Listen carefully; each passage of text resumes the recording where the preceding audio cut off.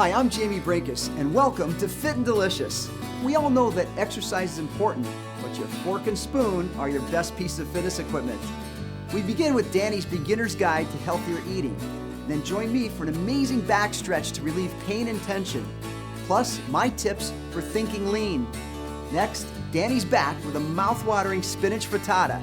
And with all that time in the kitchen, I've got a kitchen workout to do while you wait, along with a tip from our expert, Jack LaLanne. So grab your fork and spoon, it's time to get fit.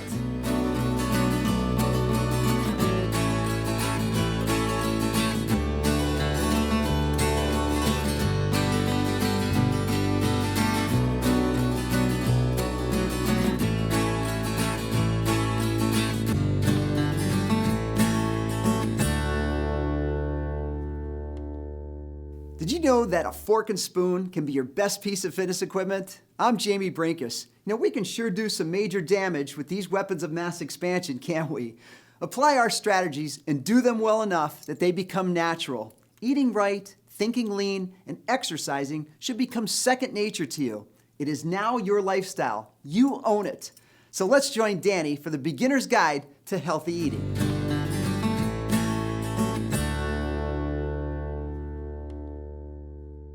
Hey guys, it's Danny, and today I am sharing tips for anybody who is beginning to eat better or wanting to work more healthy habits into their diet or into their lifestyle. For me, when I first began to stop dieting and really commit to eating better for the long term, I used clean eating as my guideline. So my definition of eating healthy and clean is simply this: eating real, whole, unprocessed foods as close to their natural state as possible most of the time.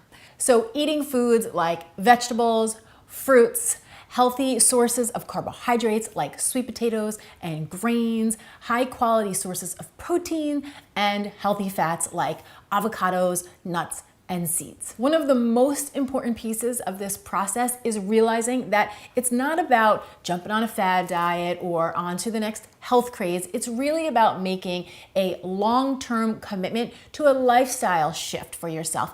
This way, you are not feeling like you are victim to mood swings and cravings that come with eating a lot of highly processed, nutrient-void foods. Which brings me to my very first tip. Allow yourself to be on the journey. When you are a beginner, adapting new lifestyle changes and habits, you have to give yourself a little bit of space to figure it out. Don't feel like you need to do everything at once and everything at the same time. You don't need to have all your food perfectly meal prepped, and you don't need to stop eating all of your favorites. This is going to be a process of learning how to do things a new way, and that's going to take a little bit of time. So if you notice your brain wanting to go to that all or nothing style of thinking, just recognize that that is diet mentality and that it doesn't work. What you want to do is give yourself a little bit of permission to slow down, create some space, and learn. Number 2, healthy eating does not and is not supposed to look the same for everyone.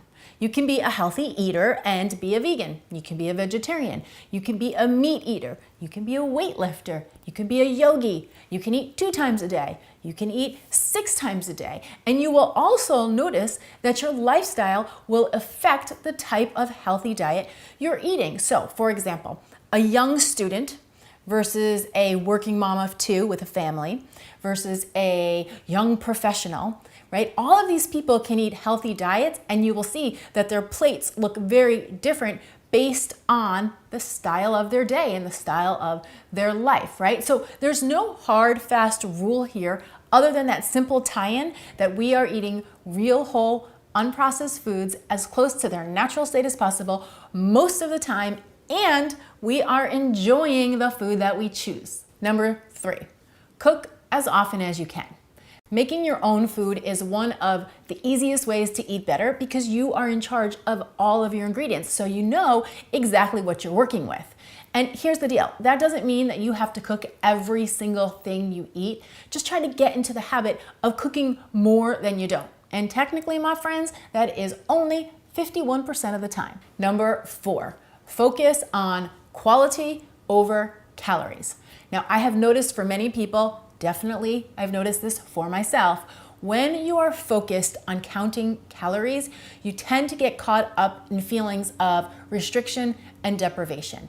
And that is because when the brain gets to work trying to stay under or at a certain amount of calories, what it tends to do is pay attention to what it can't have or what it needs to be restricting or what it needs to be eliminating. And those thoughts, that thought process creates the feeling of deprivation.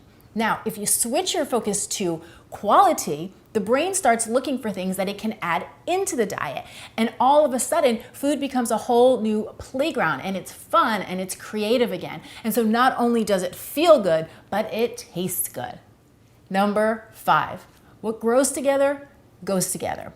When you buy foods that are in and of the same season, they automatically taste good together because Mother Nature has our back. So in case you've never noticed, things like Brussels sprouts and grapes, butternut squash and cranberries, berries and basil, these foods all grow in the same season and they all taste amazing together, which is really good to know because it takes a lot of guesswork out of your cooking. So a great way to have a little bit of fun with this is maybe when you go to the grocery store, you pick up 1 to 2 new ingredients each week and experiment with it in your kitchen.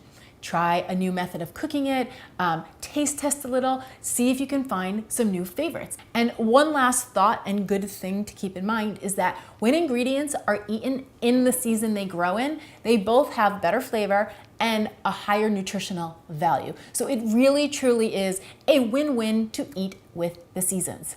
Number 6, have some back pocket recipes. When you are transitioning into healthy eating, it is so helpful to have a handful of recipes that you know that you like and that you can make in a reasonable amount of time. So I recommend having a few BPRs for breakfast, lunch, and dinner. And then slowly but surely, as you experiment with new things, when you have a keeper, you can add it into your back pocket. This way, when you feel like you don't have any time to think, you can always lean on this list to help you stay aligned with your goals. Number 7, learn to read your labels. Learning how to read your labels is a really easy way to recognize what's going into your body.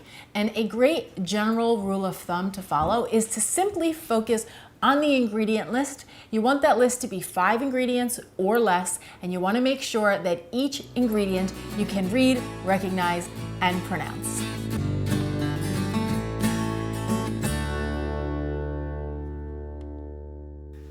Hey gang, have you ever woken up with a case of those oohs and those ahs? You know, those sneaky little aches and pains in the morning? Well, I'm going to show you some great exercises to help bring those lower back muscles relief immediately. So get off your feet and get on your seat. Let's go. Okay, the first exercise we're going to do is what I call the hurdler stretch, okay?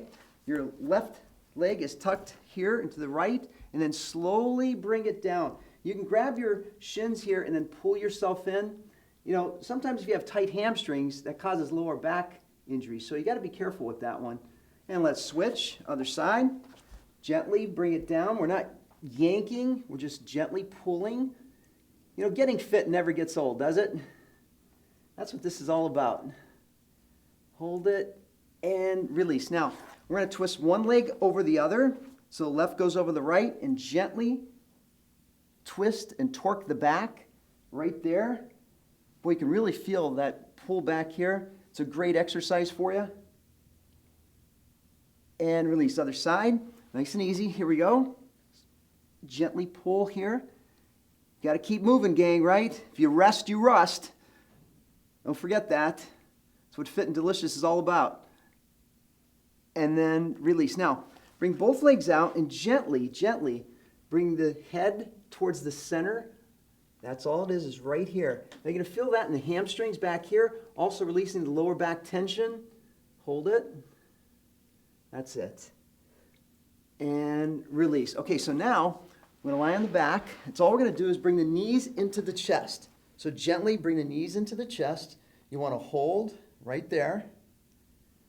That's it. That should feel pretty good. And then release. This leg is here. Left leg is going to be brought back for the hamstring. Again, we like to stretch the hamstrings because certainly tight hamstrings will cause some lower back pain. 8 out of 10 people are afflicted with some type of back pain at some point in their lives. So it's very important to stretch it out and release. Other side, hold it right here. That's it. And you can really feel that pull through here. This will give you some benefits immediately. And release. Now what I want you to do is what I call a windshield. So hips are here, you're just going to swivel. And again, you're releasing a little bit of that lower back tension. That's it. Nice and easy. Good. That's it. And release. Now, right leg is down. We're going to cross the leg over. Nice and easy. Again, you can feel that tension relieve in the lower portion of the back. Try to keep your shoulders on the ground. That's it. And release. Other side. Slow. Hold it right there. I know you didn't catch that, but my back actually cracked right there. And release. Okay, now what I want you to do, what I call a rack stretch, it's right here. Bring it all the way out. Remember to breathe. Hold, hold, hold. As high as you can go, guys. As high as you can go, right there. That's it. Good, good, good, good, good. Now, bring the knees into the chest again.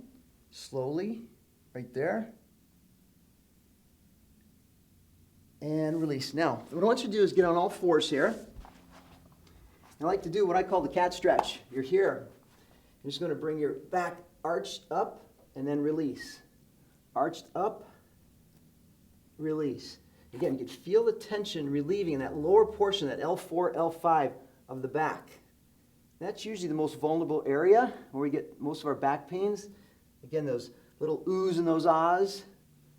One more. Hold it right there and release. Okay, so now we're going to do what I call a Superman stretch. So, lying on your stomach all the way. Now, what I want you to do is bring one arm up and the opposite leg up.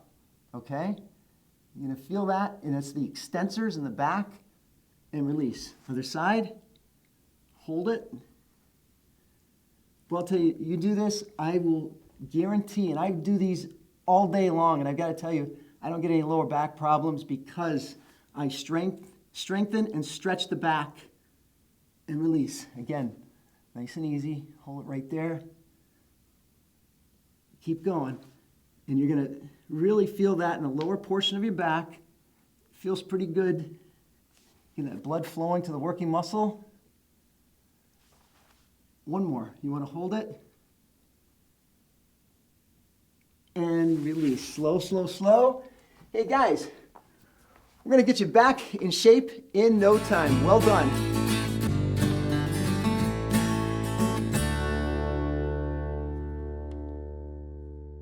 Our society has become overfed. We overeat on a daily basis because our food landscape has changed. The world of fast food, restaurant food, prepared food, and mammoth portions of food make it difficult to keep a calorie count within a healthy range to stay lean. Jack LaLanne said it best. We've exceeded the feed limit. Let's face it, we all have portion distortion. When it comes to getting lean, the amount of foods we eat is a key factor in controlling our weight. There's really no good or bad foods, there's just good portions. I found that you need to think lean when it comes to portions, and there's no better method than your eyes and your hands to keep portions under check. So let's get handy. You have the best measuring unit within your grasp. That's right, your hands. It's an easy portion control plan. So skip counting calories and try this method instead. To devise a lean meal every time, your palm determines your portion sizes, right? 3 to 4 ounces, chicken, fish, turkey, lean cuts of beef and pork. Your fist determines your vegetables, cereals, and fresh fruit. Your cupped hand represents a half a cup, determines your carb portions, pasta, rice, beans, potatoes, or even ice cream. If you like snacks like chips or crackers or pretzels, 2 cupped hands is approximately 1 ounce or a single serving. Your thumb can be used for your fats, which is 1 tablespoon. Salad dressing, sour cream, peanut butter, cream cheese, or hard cheeses. Your thumb tip is 1 teaspoon. Butter, mayonnaise, or margarine.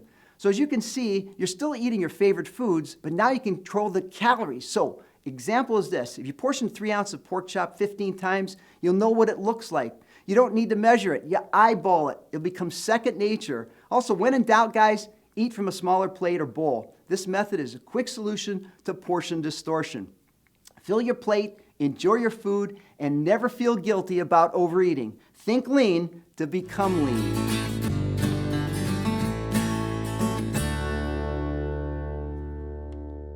Hello, my friends, it's Danny, and today I'm showing you how to make a clean and delicious spinach frittata with peppers and feta cheese. This is a super simple recipe that comes together in no time, and it's perfect for breakfast, lunch, or even as a really light, fresh dinner. And I really enjoy adding frittatas to my meal prep as well, because you can eat them cold out of the fridge or room temperature, and I love knowing that I have an option in the fridge that is rich in protein and packed with veggies. So to get started, I've got my oven preheating at 425 degrees Fahrenheit. So the first thing I like to do is prep all of my ingredients. And for my vegetables, I'm starting with 5 ounces of baby spinach. Now, I always buy the baby spinach pre-washed in a container just like this. It just makes it so easy and so convenient. And then from here, I just give it a rough chop. I'm gonna end up with about 4 cups of chopped up baby spinach. So you could use the spinach or any other green or any other vegetable you enjoy. Really just take this recipe and use it as your blueprint using your favorite flavors or whatever you have on hand. Then I have 8 ounces of these little baby bell peppers. We love keeping these in the house as a snack, and I just slice them into thin rings for the frittata. So I need 1 cup of that. And then finally, a shallot, which is really just a mild onion. And I'm just gonna, again, peel that and slice it into nice thin rings. The only other filling that I'm going to use is some feta cheese. Now, whenever you're buying feta, try to buy it in block form like I have here, because it's always going to be fresher and creamier because they don't need any anti-caking agents or anything when they're packing it. And then from here, you just crumble it up yourself. Always a great way to get your hands on the best feta. Then for the body of the frittata, I'm using 8 whole eggs. I personally recommend buying pastured eggs whenever you can. These are not only the most nutritious eggs you can get your hands on, but they are also the most delicious. And then I'm using 8 egg whites. Now, I like to add the egg whites just to keep things a little bit lighter, plus it boosts up the protein in the frittata. But if you prefer, you could do all eggs, in which case you would use a dozen eggs. If you're doing the egg whites like I am, what I love to do is buy them pre-separated, just like this, and then you can just measure them out. So 8 egg whites would be equivalent to 1 cup of egg whites. Then I'm adding just a couple tablespoons of milk. You can use any type of milk you prefer. The more fat in the milk, the richer the frittata is going to be. And then a little bit of salt and a little bit of black pepper. Gently whisk this all together, and we are ready to whip up the frittata. So over at the stove, I have a 12-inch cast iron skillet heating up over a medium-low heat. I love using my cast iron skillet for the frittata because it's so durable. It's just a great pan to have on hand. It will cost you about $25, and it will last you a lifetime if you take good care of it. So I am a huge fan of the cast iron skillet. As the pan starts to heat up, I'm gonna add in a tablespoon of coconut oil, let that melt, create a nice thin coating at the bottom of the pan, and then in go my shallots and my pepper rings. I'll give that a pinch of salt, and we'll gently toss that around. I'm just gonna let this go for about 5 to 7 minutes. I just like for the veggies to soften up a bit, but they still have a little bit of a bite to them. So I don't necessarily want them to brown or to get too soft. Then I'm ready for my spinach. So this might look like a lot of baby spinach going into the pan, but if you've ever worked with fresh spinach before, you know how quickly it wilts down.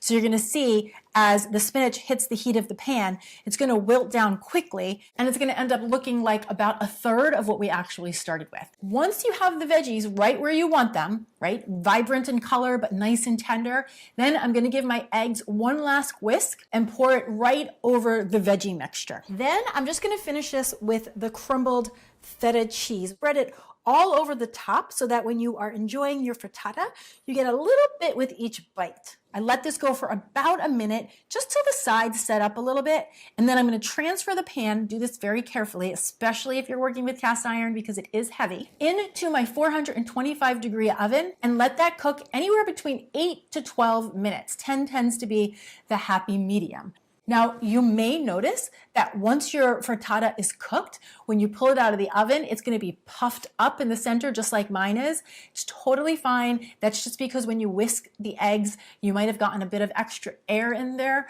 but you're going to see as the frittata cools down that the eggs flatten back down and it's going to look just like this. Once your frittata is cool enough to handle, you can cut it up into slices. You could do 4 pieces, 6 pieces, 8 pieces. I did 6 today, but I will say if you were gonna enjoy this as your meal, I find cutting it into 4s is just perfect. So you could serve this on its own. You could serve it alongside a nice salad, a sweet potato toast, really whatever turns you on. Personally, when I'm eating the frittata, I love to top it with a little bit of hot sauce just to add a little extra kick.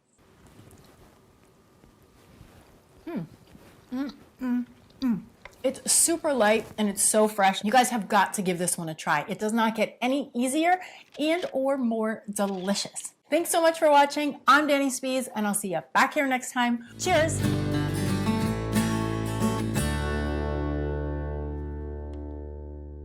You're in the kitchen. What's that burning? Well, it's not your toast, it's those calories.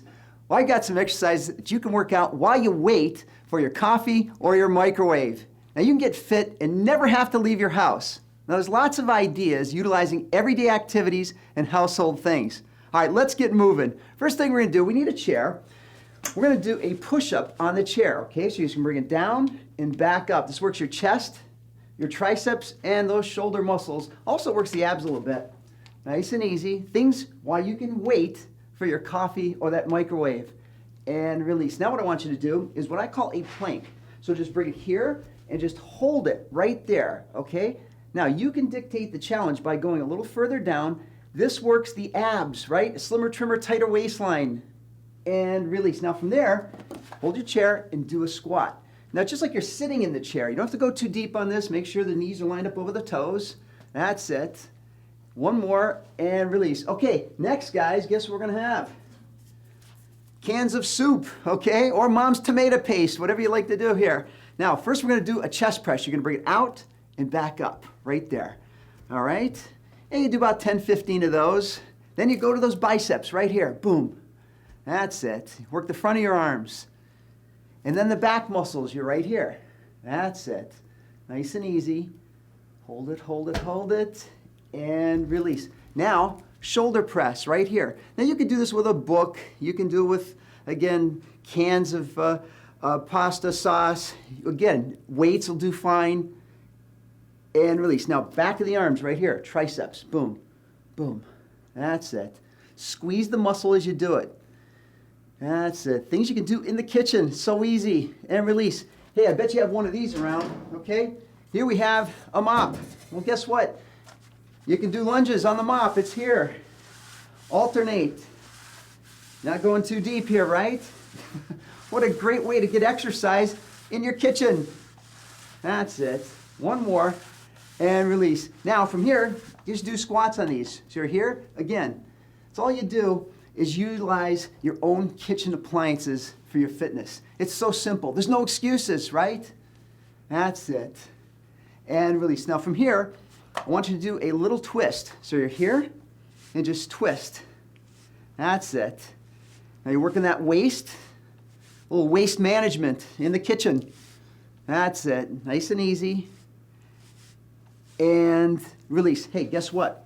Now we've got the laundry basket. It's right here, guys. So we want you to do, again, hopefully you have some clothes in there, and your clothes are gonna get clean and you're gonna get lean, all right? So all I want you to do is slowly bring it down and back up. Down and back up for a squat. That's it. Now again, you don't have to go too deep on these. One more and release. We'll do lunges. You're here, alternate. 1. That's it. Boom. This is creating a little bit of resistance. Not much, but a little. That's it. A couple more. And release. Again, knees bent on this. Twist. Work that waist again. See, now there's no excuses. These are everyday things you can do, everyday activities. That's it. And release. Now, chest press right here. So you want to chest press up. Boom, right there. That's it, guys. Couple more. and then up. Shoulder press, knees bent, up, up. That's it. Couple more. And release. If you want, you can do biceps here. Up, up. Again, no excuses. You can do this. That's it. And release. Now, always end on some stretches. Stretch that shoulder out a little bit. There you go. Other side. Give me a couple nice big deep breaths all the way up. Oh, feels good. One more. Hold it up, hold it. Clasp the hands up to the ceiling. And release. You did it. Kitchen fitness. Hey, now we're going to listen to Jack LaLanne. Words of wisdom from my fitness mentor. Listen up.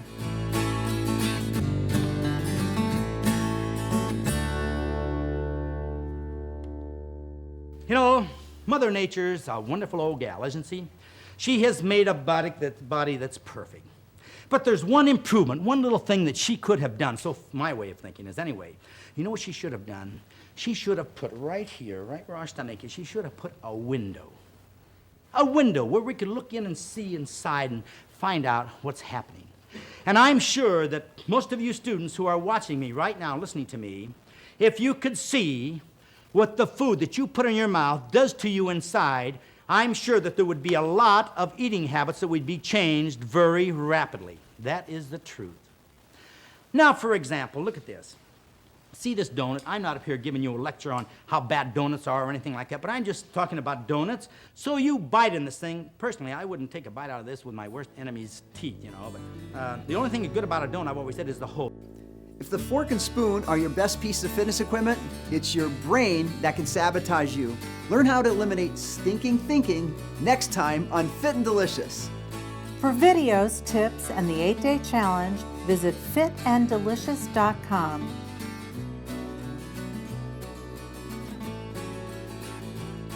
To become a Fit and Delicious member, where you'll find over 90 videos, tips, and inspiration, plus all 13 episodes of Fit and Delicious, go to fitanddelicious.com.